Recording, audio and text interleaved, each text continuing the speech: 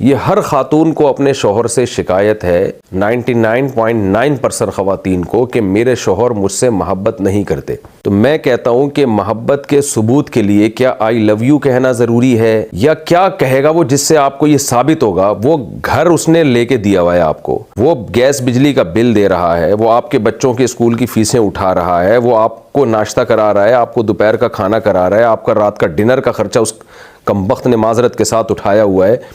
ईद बकरीद पे कपड़े बना के दे देता है आपको, और क्या सबूत पेश करेगा वो मोहब्बत के लिए। तो सारे मियाँ करते हैं, इसलिए करते हैं ना कि उनको मोहब्बत है। आप ये कह सकती हैं कि वो हंसी मजाक का जो एक रिश्ता होता है, हा हा हु ही वाला,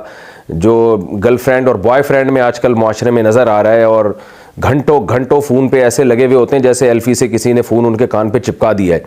तो इस तरह से लगे हुए होते हैं। वो वाला हिसाब किताब शायद नहीं होगा जो आजकल मियाँओं का होता नहीं है। तो वो 99% कहीं भी नहीं होता कि आप अपने शोहर के साथ निभा करें। अल्लाह ना करे आपने तलाक लेके कहीं और शादी की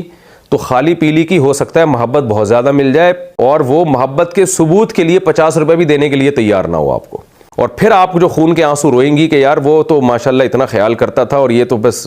टरखात के चला जाता है। तो ऐसा नहीं हो कि इससे बदतर मिले आपको। तो अल्लाह का शुक्र अदा करें, अच्छा भला मियाँ मिला हुआ है। बाकी आपको कोई शिकायत है तो मियाँ को बता दें, भाई थोड़ा सा हेलो हाय कर लिया करो, थोड़ा सा मुस्कुरा के बात कर लिया करो, थोड़ा सा कभी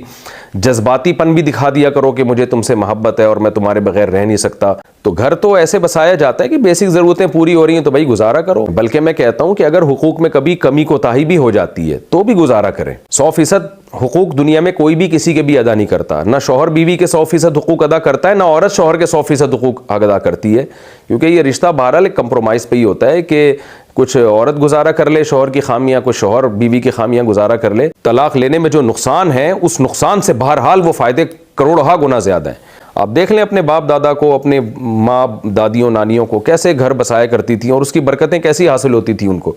और ज़रा ज़रा सी बात पे अलहदगी की बातें शुरू हो जाती हैं।